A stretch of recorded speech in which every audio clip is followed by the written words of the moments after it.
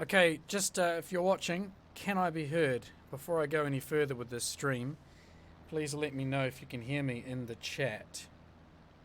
That's both the DCS audio and my voice.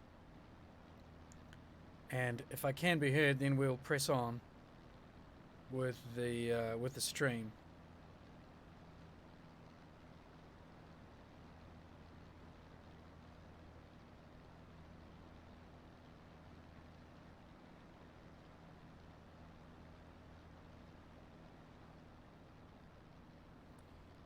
I'll wait till I get confirmation of the audio.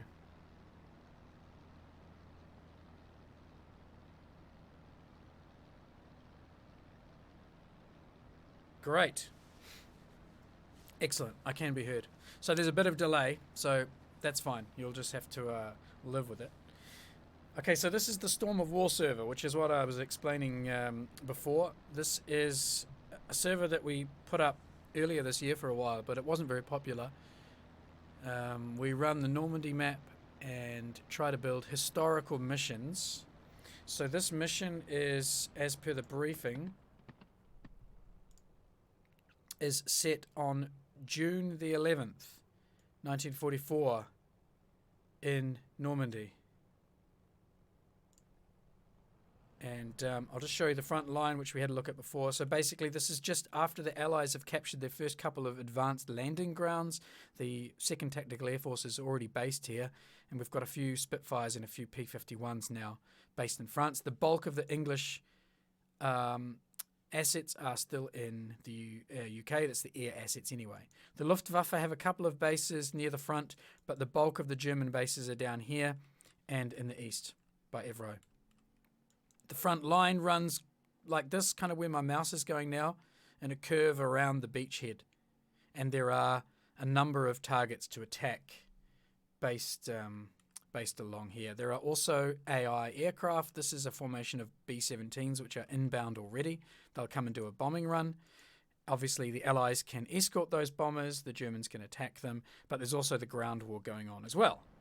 I've already got a bomb on board, and I'm going to go and attack one of the targets, which is target number 2 here. This is German units at Carentan. So I'm going to go and take a bomb and try and take out some of the German units at Carentan. Now, what we've done on the server is to help people know whether the targets have or have not been destroyed. You can use the communications menu, the radio menu, and go to Other. And it currently tells me that all 3 targets are active. If one of those targets gets destroyed, that will change from active to destroyed. So you will always know what the status of the targets are. This will prevent you having to fly around in circles looking for something to attack. So as long as the target is active on this menu, then you can just check the briefing to find out where the target is. Target 1, target 2, target 3. It'll tell you what kind of target it is, it'll give you a grid reference, and it will give you a bit of a description. So I'm going for target 2, the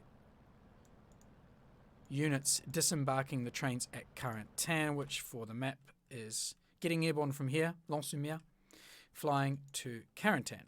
You'll notice that friendly units are visible on the map. Enemy units are not. So you can see where friendlies are, friendly ground units, and also you can find the bombers.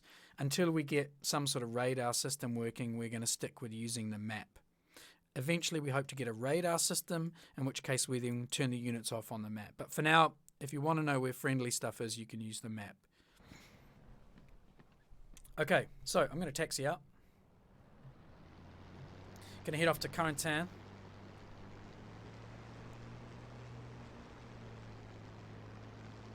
It's pretty early in the morning this mission starts, and the sun will rise and it will get lighter as the mission goes on. I might turn my radio on, I think. Channel Bravo. SRS will be implemented, just one thing. On the briefing here, there is information about which radios to use. So button Bravo is the home airfield, and button Alpha is the general team channel. I'll actually change to Alpha. For SRS, the Germans have a different radio system, so their channels are different, obviously.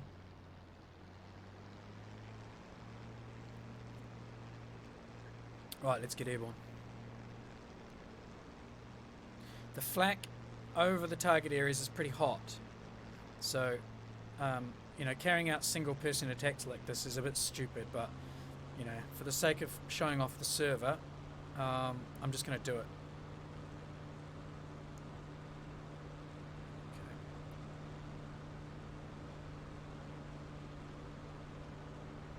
Let's go. Got the bomb on board, so we're a bit sluggish getting airborne there. Probably a bit too much nose trim, but that's okay. Good. Let's bring the engine back. I've got the canopy open, so I'll probably keep that open while we're at low level. There are also AI fighter patrols, so you can never be 100% sure that you're safe. Just because there's no humans on the server doesn't mean you're safe. The decision here is basically this server should be flyable when there's no one else on. It should be fun when there's nobody else on the server. It should always be fun. And also, if you actually don't like playing multiplayer, if you prefer to play single player, the server is also built for you. Because you can do things on all of these missions without ever bumping into another human if you want to. So you can take off in England and you can just fly off somewhere off to the side, out of the way a bit, do a bombing attack, do some patrols, maybe just engage AI, and you don't necessarily have to bump into humans. So it's designed to cater for people who like single player and multiplayer, even though it is a multiplayer environment. Just like Storm of War was in Cliffs of Dover. It's exactly the same concept. Okay, I'm going to close the canopy now. Alright, it's a bit quieter. Got some shipping over here. Those are not moving. And you'll probably notice that there is a bit of battle damage on the map. There's a few areas which are on fire. But we have used the smoke, which is very, very FPS friendly.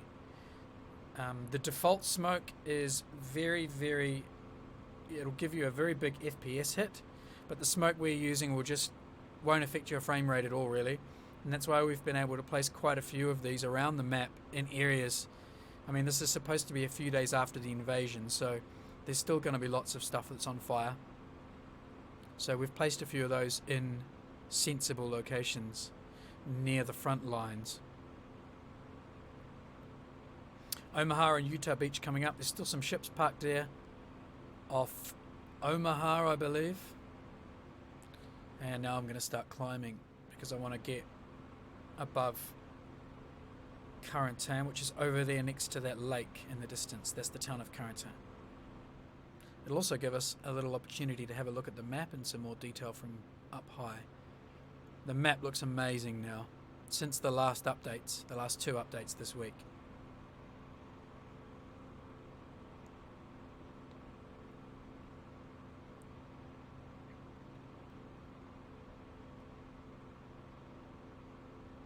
So the server is up. It'll be up and down this weekend whilst I tweak some missions and settings and just make sure everything's running smoothly and the server box is running.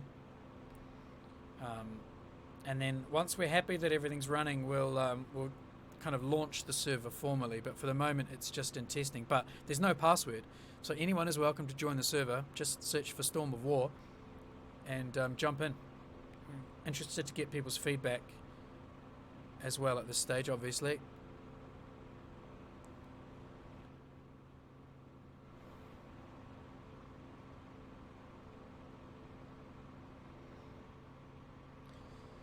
So there are no external views, but you can download the TAC view track, obviously. So if you want to review your fights afterwards, you can do that.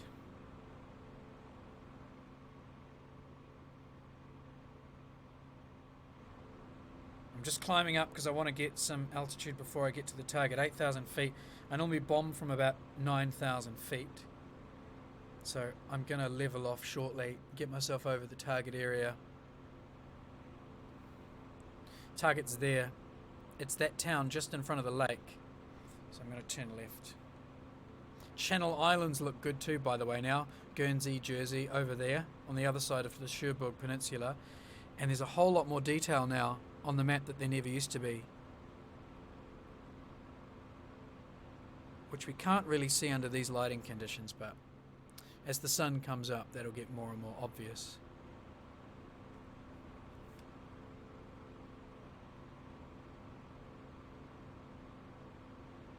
So turning in towards the target now. This is target 2 on the list. There's no way I will be able to destroy this target. I'll have to come back here about 6 or 10 times in order to destroy it. And the flak and the low level guns are pretty horrific. If you get slow and you try and make multiple passes over these targets, you'll get chewed up. So you have to come in quick. You have to come in one pass, get your weapons away, and then get the hell out. Until a few of the guns get destroyed, and then you can spend a bit more time over the target area. But it's not a cakewalk. It is designed to test your skills.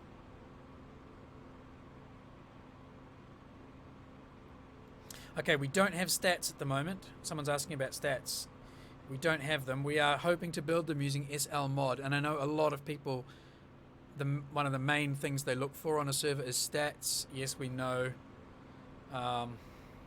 Yeah, I'd like to build stats. I'm just not skilled enough myself, but we have a couple of guys who I'm trying to convince to help out building stats. I think we'll keep them really simple to begin with, just to make sure that they work. But yeah, I know people love stats. Okay, target's down there, the railway station.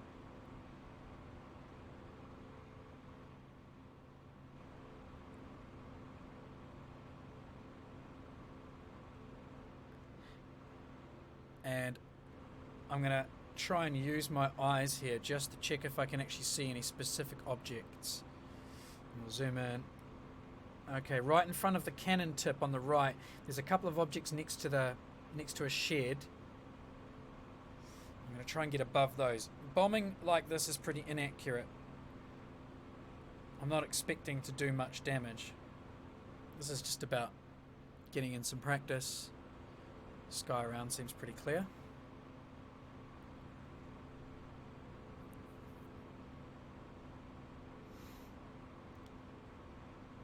Okay, I'm going to tip in shortly. What's my altitude? 11,000 feet, that's pretty good. Okay, reducing throttle now. Okay, let's go. I'm going to aim for the shed. Left rudder, lots of left rudder here. Okay, there we go. That's not too bad. Lots of left rudder. Left rudder. Oh, we're starting to wobble. And bomb gone. I think bomb gone. I pressed the button. I'm just blacking out a little bit there. Okay, I'm going to look behind there. There's the bomb burst. Unfortunately, I hit the main station building and none of the units. That's a shame. You can see the main industrial building at the station is now on fire. Here comes some of that AA, and you can see it's pretty hot.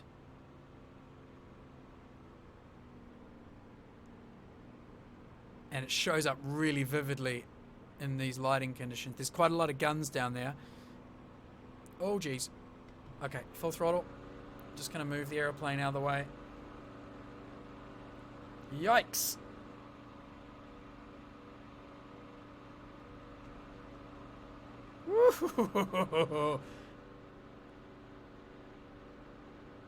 The gunners down there are very annoyed that I'm here.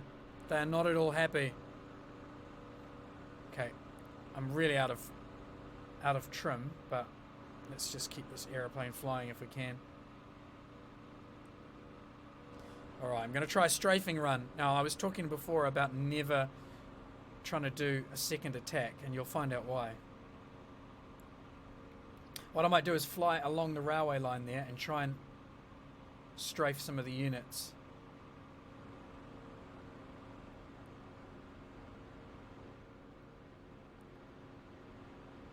The beach over there with the shipping still offshore and the fires still burning a little bit. Okay, in we go. Guns armed. I expect to die here. I really do.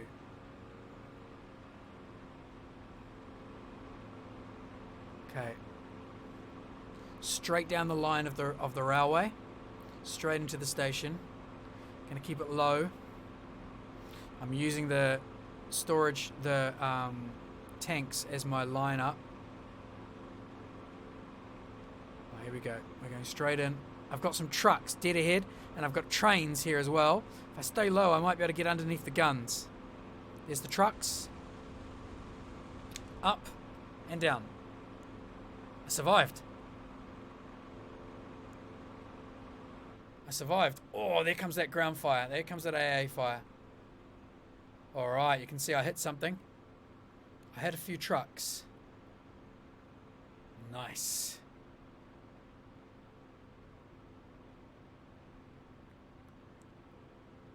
Yep, got a few trucks on fire down there. Okay, throttling back. Braking away from the target.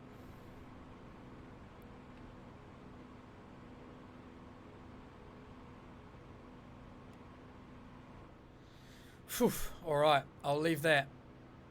And what I might do is just climb up and see if we can meet up with the B-17s, because they are inbound. This means climbing up to about 25,000. Oh yeah, secondary explosion just then. Secondaries. That's the fuel tanks, I think, in those vehicles going up. So at least the target's marked now. So there we go, that'll burn for a while, those trucks will burn for a while. And then if I want to come back later, it'll be easier to find.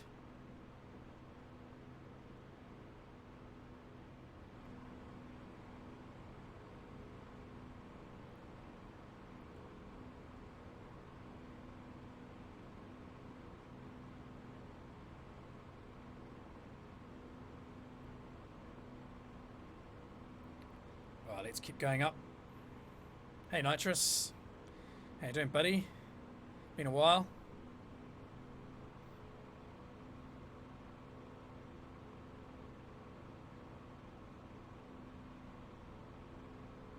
Sun's finally making its presence a bit more obvious.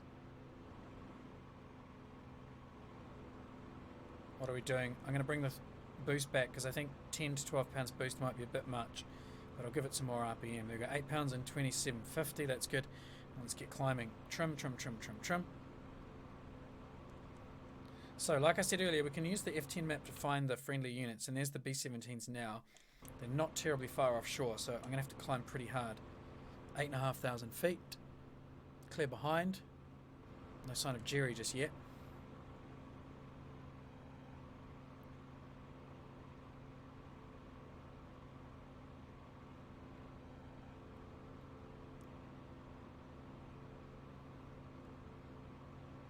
Okay, let's keep going up.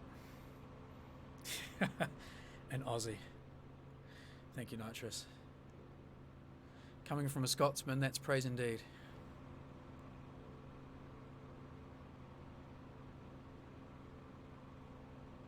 How are we going for altitude? 10,000 feet. Still got a bit of climbing to do.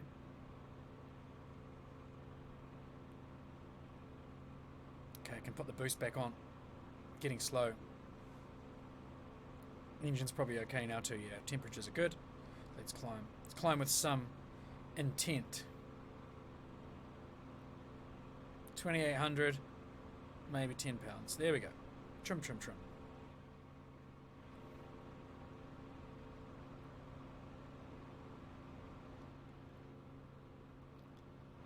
Checking all around.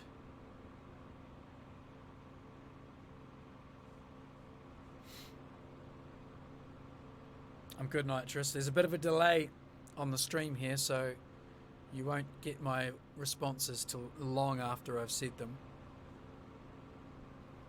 But yeah, I'm well.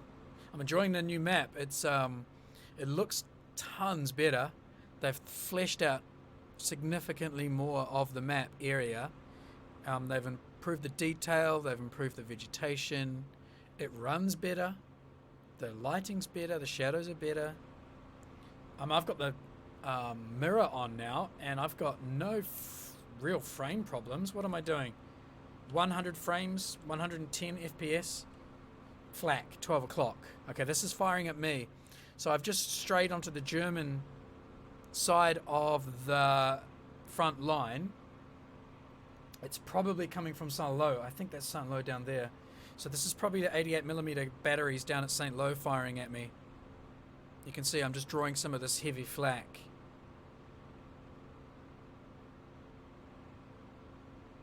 If you fly over the very populated German cities or the main airfields, you will have the flak to deal with, the 88s. Most of the flak near the front lines is lower caliber stuff, but as you get away from the front line, you're more likely to bump into 88mm batteries. They will fire at you up here. So watch out for that. Just exercise your common sense, right? I mean, it should be obvious where the flak's going to be. German airfields and large German towns or German occupied towns. That's where the flak's going to be. So as long as you avoid them, things like railway stations. Oh, geez, yeah, I'm right over the top of it. I can hear it, in fact. I just heard a crump sound. Yep, I'll try and open the canopy, see if you can hear it.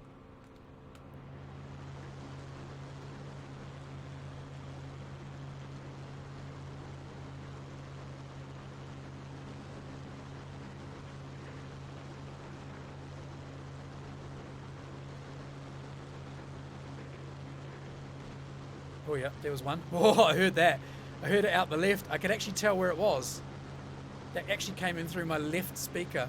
I knew it was out on the left. I heard that flak burst.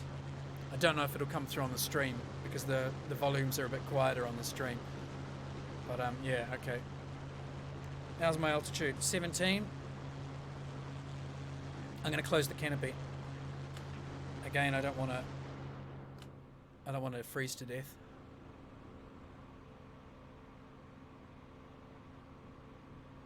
Oh yeah, more bursts. Crikey. Damage model is slated for Q1 Nitrous, Q1 2020. Nick Gray was watching the stream the other day on Friday night when I was doing some streaming. Was it Friday night? Maybe Thursday. And he was having a chat and he said that they're planning early 2020, he said, which aligns with what Nine Line has also previously said about Q1. Also, the P47 is due out in Q1 too, so we should by the end of March have the new model, the new damage model, and the P47. And then the Mosquito comes after that. So I think 2020 is going to be a big year for DCS Warbirds 2. To be honest, I like it as it is now. This is good. I really enjoy this. The map is now really great. If you can just get people to fly up at altitude, more flak.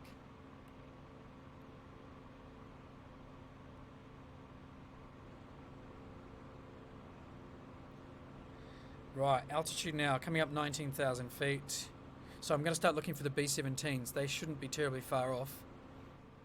Still flying through that flak. I need to go north just to get away from it. That's Pont du Hoc over there.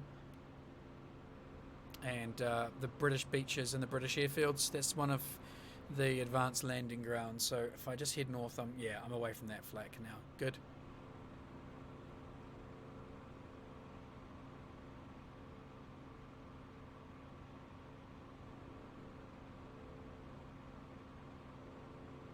Okay, so looking for the B-17s. I know they're going to be at about 23,000 feet, so they're going to be slightly higher than me. I do have to look out for Germans because their server will occasionally spawn intercepts when it detects bombers inbound. So just because I'm the only human on the server does not mean that I'm safe.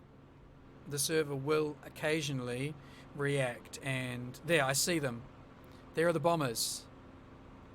12 of them. Let's just check the map, see how far away they are. They are about 48 kilometers away. So that formation just popped in at 50 kilometers range, which is probably even a little bit too soon, to be honest, but I think they've fixed the visibility problems. 50 kilometers away, and I can see a B-17 formation. And this is in 1440p. I'm not running in 1080. So I'm running on relatively high resolution, and I can see those guys 50 kilometers away. So for the people who are complaining about aircraft visibility, me being one of them, in the past. I wonder if something's been done about that. I can't be sure, but that seems like a really good long-range visibility.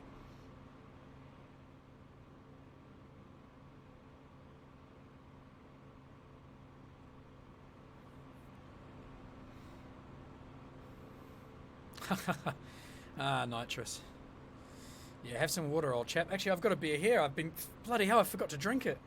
You've just reminded me I've got a beer sitting right next to me. I'll have a sip now. Watch my track IR go skyward.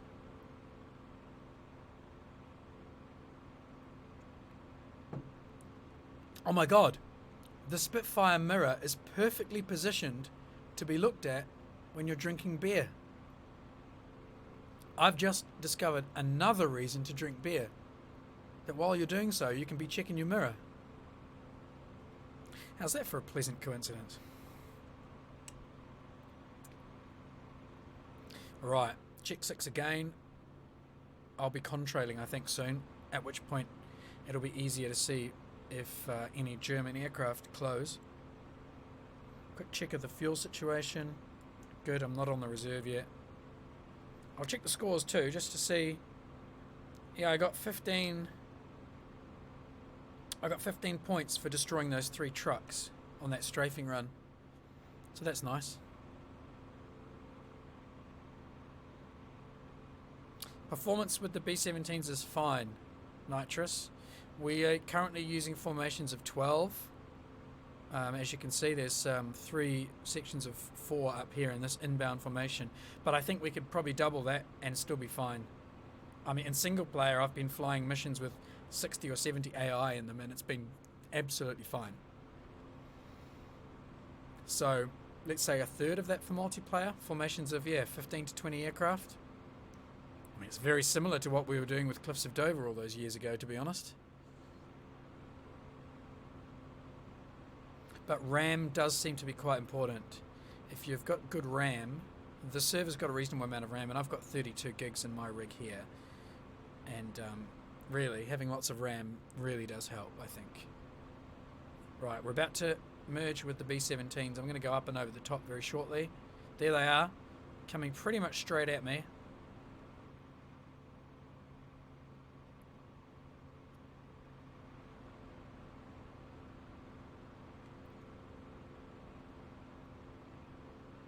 And we'll pick up our little escort position.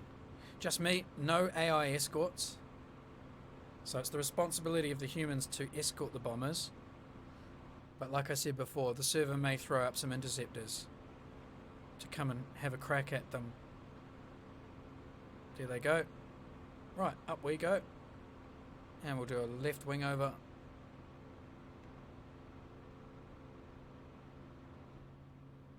Check the airspace out there while I'm at it.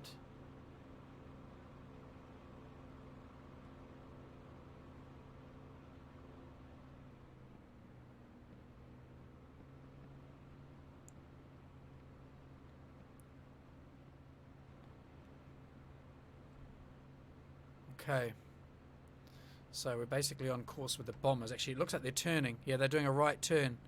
Okay, this might be their bomb run that they're lining up on here. I'll just check the space behind them. Beautiful reflections off those upper wing surfaces. Oi! Love it.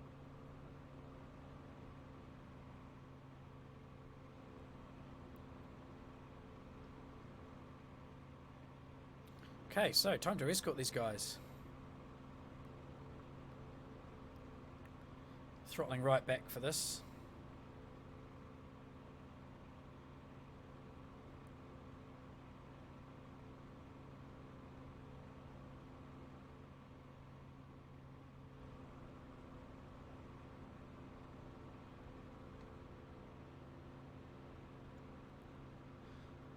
Alright, I'm just going to stay weaving above and behind them. Probably could do with another 1,000 feet. I tend to lose sight of them though. If I go too high, they drop underneath me and I lose them down there underneath my seat, and it always takes me too long to reacquire them.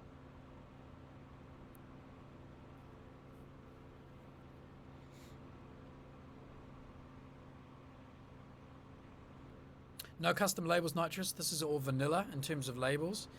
I think spotting is better at 1080. I do think 1080 it's much easier to see context, but I'm not having trouble with 2K only since the last 2 weeks.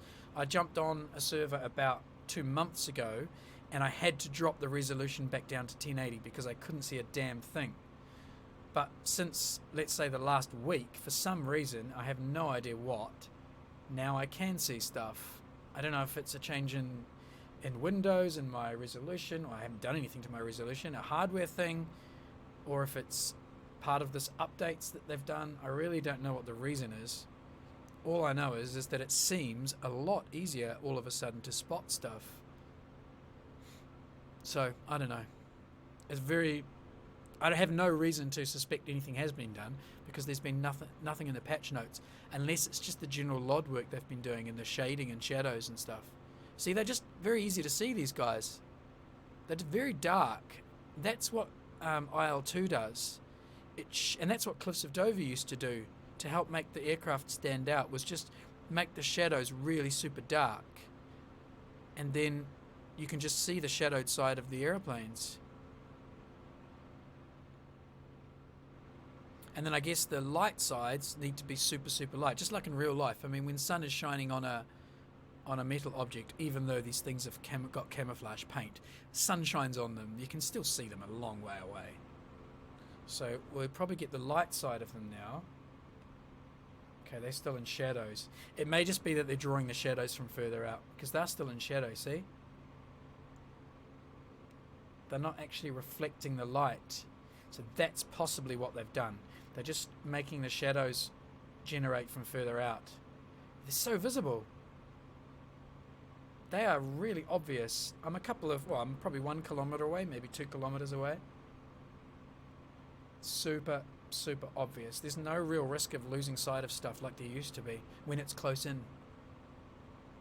There we go. There's the bomber formation. Nice and easy. I don't know. Maybe it is the shadowing. Who knows?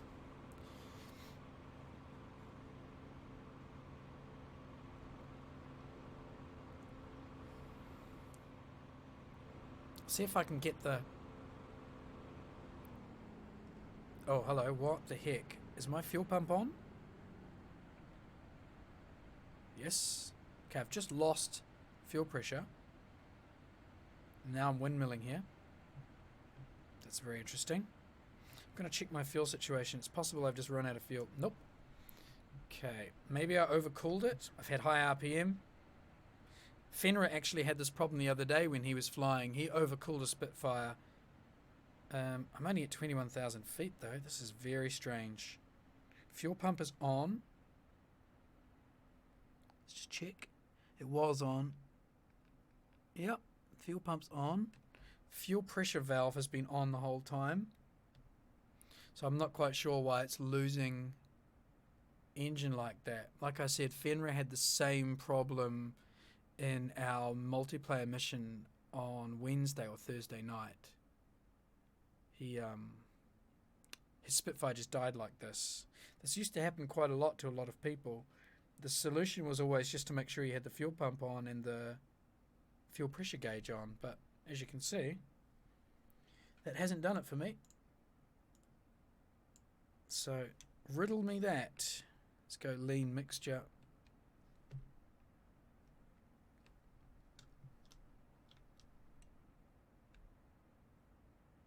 Okay, so we're windmilling now. I'll have to land this thing. I have to do an emergency landing. Fortunately, there's a friendly airfield right there. Ah, here we go. Test of airmanship.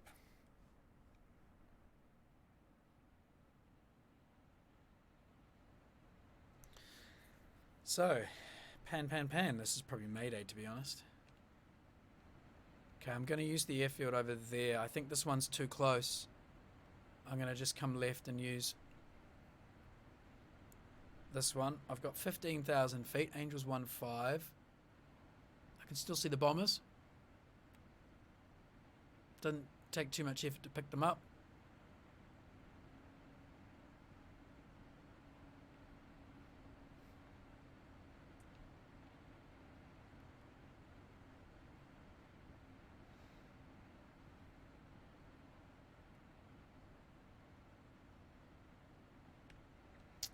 I don't have anything in the NVIDIA options thing, Nitrous. My NVIDIA graphics settings are completely default. Whatever it comes with when you first install it, that's what I've got. My in-game settings, take a screenshot in a second. Where is it? There. That's what I'm doing in game. Maybe I can, I can't turn the, I don't think I can turn the, no, the opacity of the menu up. But there you go. Those are my settings. You might have to screenshot. I don't know if you're able to read that either through the stream. I can always send it to you by email or something.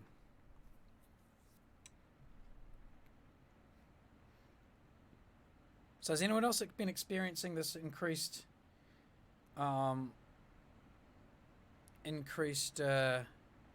engine failure problem? Love to get to the bottom of it. I think it's overcooling, because they had the problem with the thing overheating, and now I think they've got a problem with it overcooling. I think they're struggling to get the two different ends of the engine performance working. They fix it at the high end when it's hot, and it breaks the low end when it's cold. And then they go and fix the cold end, and it breaks the high end. Airspeed 120. Okay, that's a good speed to come across the threshold. So long as I can maintain this, you can see I'm very sloppy. The flight model is really different when you've got no engine. It's not just like some other flight models where it just says, okay, now you're slow. The aircraft actually handles very different when you're engineless. Let's go course pitch as well. It actually behaves differently, which is really nice. The control surfaces all feel different. It wobbles around. And if I take my hands off, you can see it's just the spinning prop is actually just causing the aircraft to shake on the Z-axis. It's just wobbling on the Z-axis with the windmilling prop, just ever so slightly. It's very, very minimal. It's 1 degree maybe. It's just this ever so clunky sort of wobble, which I quite like. Okay, there's my threshold. Over there, it's a rather thin runway that I've got myself in for here.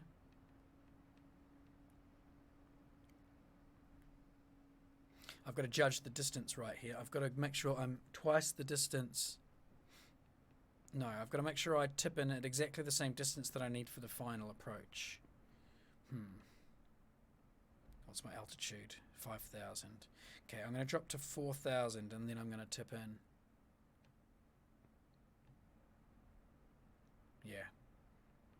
I'll tip in at 4,000. Then I'll lose 1,000 feet or 1,500 feet in the turn, and then I'll have another 1,500 to 2,000 feet to play with to the landing.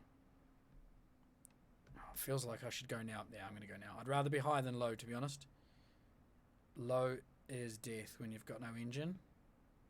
Still got 100 miles per hour indicated here. Okay, can relax the turn. Oh, I might be a bit high. Okay, that's good then. Get a bit of airspeed, pushing the nose down. Coming left. No flaps. Right, a little bit of brake. Okay, let's try and pull this off. Have I got the canopy open? Yes, I do. Good. Sometimes it's a bit hard. No, I don't. So here we go. Sometimes it's hard to tell. You can hear the engine just popping away. Right, gear down. I will actually do a flaps down landing. That gear is going to kill my airspeed. And then the flaps is going to kill the rest of it. They're basically air brakes, these flaps. And pull the nose up for this because it's going to drop when I put the flaps down. There goes the nose. Okay, airspeed 120.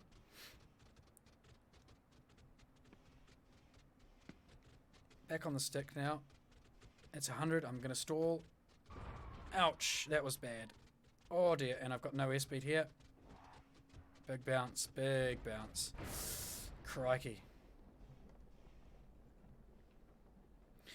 Well, I broke the prop. But fortunately I didn't break my body. But I probably gave myself a very sore spine from that.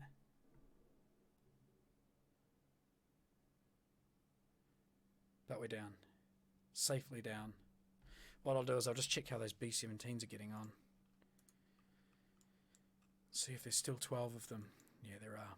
Sorry. I was going to say 9 for a second. Yeah, still 12. So they haven't been intercepted.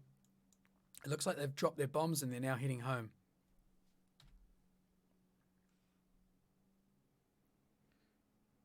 There we go. That'll do.